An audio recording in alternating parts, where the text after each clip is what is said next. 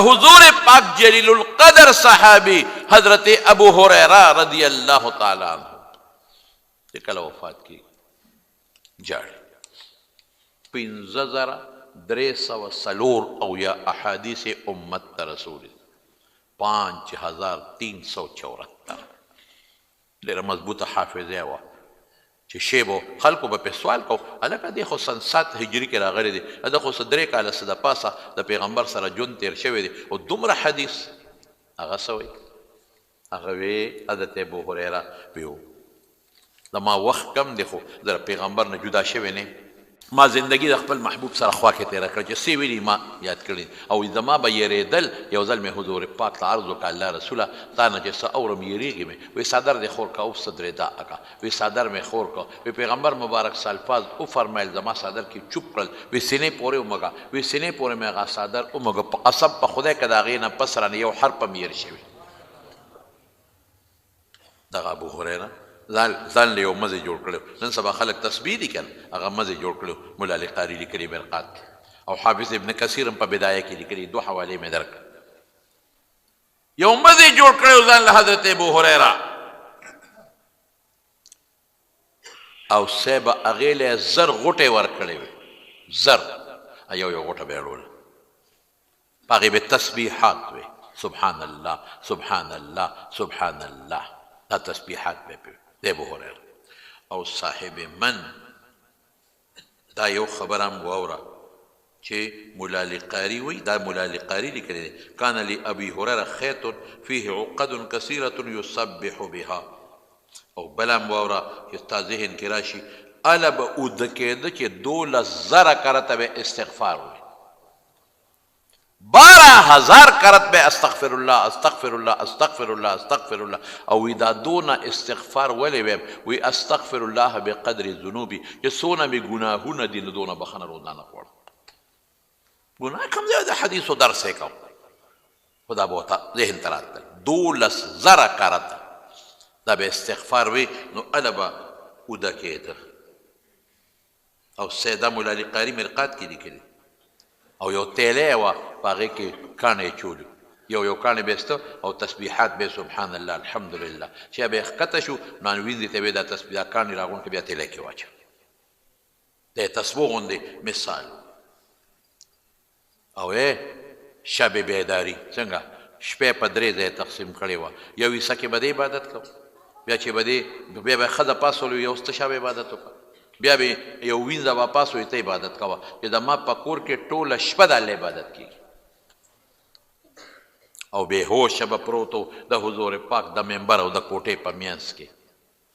یو ځل خشته رومال ورسره په هغې یې پوزه پاکوله بخ بخ واه واه ابو هریره د ریخمو په ټوکړه کې پوزې پاکوي ریخم نو د پټ سر نه کتان ورته وي پاج ورته وي د پاج په ټوکړه کې قیمتي په جلا شو هغه وخت را باندې راته را یاد شو چې د حضور پاک د منبر او د کوټې منځ کې بېهوشه پروت وم خلکو به وی ابو هریره لیونی دی په خدای قسم که لیونی به ومه لتې به خلکو راکولې چې دا لیونی شوی وی د لوږې د لاسه او بېهوش ډوډۍ نه میلاوي داسې وخت په ما تېر دی چې ما سپلی نه دي پخپو کړی دغسې به ګرځېدم دا ابو هریره په دمشق کې مړ دی وفات شوی سن 57 یا 59 کې خو راجح قول دا چې مدینه کې وفات دی او د مدینې قبرستان کې دفن دی دومره د پیغمبر نږدې صحابي او بیا زمارونو چې مړ کېده نو جاړي وسلګو نو چا ورته ابو هریره جاړې ولې لږ ساعت پس د حضور پاک سره ملاقات کېږي صحابه به دغسې یو بل ته وي زما سلام به حضور پاک ته رسوي او ته جاړې وی او جاړم ولې وی سامان کم دی او سفر ډېر اوږد زمانونو واقعي چې سړی دوبۍ ته لاړ شي کال پس 2-3 به راشي که انګلینډ ته سعودي ته لاړ شي نو 3-4 کاله پس خو به راشي خو د مرګ په سفر چې کوم ورغلی دی بیا نه راځي ختم سوچ کو کله کله خدایه کورونه هم ځان له جوړ کړل بسترې هم ځان له برابر کې سیګان هم ولګول ایټر هم ځان ته ولګول او چې کله سړی مري چې څه حالت وي د هر څه ته به نیغ نیغ ګوري د بچو ته د ښځې ته د رونو ته د مال ته دولت ته او دې ته نیغ روان دی او بیا نه راځي زما والد صاحب چې مونږ کله جنازه دقه زما هم اکثر په دې ذهن مې زور واغېست او چې کله مو جنازه واغشته او د دروازې له مو ایستله مخې بیا به دې په دې دروازه نه راځي ختم ووت انسان ابو هريره غوندې شخصیت وی سفر ډېر اوږد دی او سامان کم زما وروڼو موږ سره څه دي موږ سره دي څه دا ما ته یو سړی زه ما ته دې وایي تا سره اسم نه څه دي موږ اسم نشته د الله د رحم نه امید لرو مایوسي به نه کوو الله دونه رحم وکړه په موږ چې ایمان یې راکړه د یو بهترین پیغمبر امتیان یې وګرځو ژوند یې راکړه روغ صحت یې راکړه دا اوس چې تاسو دلته راغلی دا د الله په کې د جمعې د مانځه چولې دا د الله مینه د تاسو سره دا تاسو چې سبحان الله وایي الحمدلله وایي دا د الله په کې واچولو ته یې وایي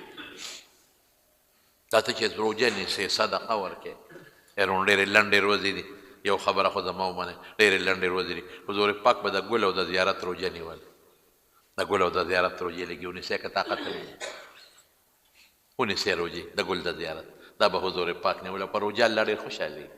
او چې وستې کېږي صدقه ورکوه دا صدقه یا غریب لا مسکین لا کونډې لا رنډې لا جومات لا ښه دا ده چې ملا طالب حافظ دې خلکو له ورکړه دې ته مه ګوره مالدار دی که غریب دین کې به استعمال کړي صدقې ورکوئ په دې الله خوشحالېږي مصیبت پې خدای ختمي روجې نیسئ نفل کوي 2 رکعات هسې په دور خبرو نه څه جوړېږي ګاډي کې ناست دی لږې تسبیح راواله ذکر کوه سبحان الله وایه استغفر الله وایه الله خوشحالېږي بس الله په معمولي څیز خوشحالېږي نو کرم به کوي دنیا کې مو ته موږ محتاج یو آخرت کې محتاج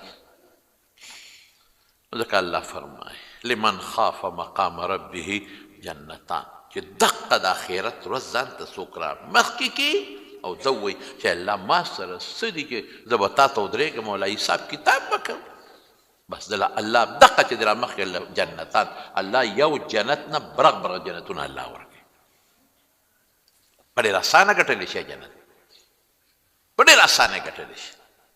خو زما وروڼو په پښتنو خبره د بورې زوی څه خو ووایي کبر مه کوئ بس پک تکبر الله خفه کړي دا بهتانونه په مسلمان لګول او دا غیبتونه د مسلمان کول په دې ډېر خفه کېږي مسلمان سره حسد او کینه او بل ته سپک کتل په دې الله خفه کېږي دا مه کوئ او تکبر مه کوئ مسلمان له ضرر مه ورکوئ بس نور به سره خدای انشاءالله العزیز ګزاره کوي او خپل اعمال کوئ نور امید به ناامیدي به نه کوو مایوسي به د خدای د رحمت نه نه کوو د ما به څه ګنی د خدای رحم هغې نه ډېر دی د ما به څه ګنی د خدای کرم د هغې نه ډېر دی موږ د خدای بندګان یو الله پیدا کړي یو موږ دا سر چې ږدو دا بغیر د الله د ذات نه بل چاته نه لګو موږ خدای ته سر ږدو الله په دې خوشحاله په یو سجده الله خوشحالېږي چې دا تندې څوک تا ته ویله که تندې راته ولګوه په خدای که ورته ولګي مړ به مې کې خو دا پوزه به راته په ځمکه ونه لګو او څوک راته موږ خپل رب ته را تندې او پوزه لګو په دې خوشحالېږي بالکل به مایوسي نه کوو 2 صفته به پیدا کړي ځان کې یو د قیامت د ورځې داسې به ځان ازاد هم نه ګڼي هغه یره به را مخکې کې بل به د الله د رحم او د کرم امید لري بس دا 2 خبرې د الله د رحم امید خوف او رجا ورته وایي په دې به الله مهرباني کوي که خیر انشاءالله العزیز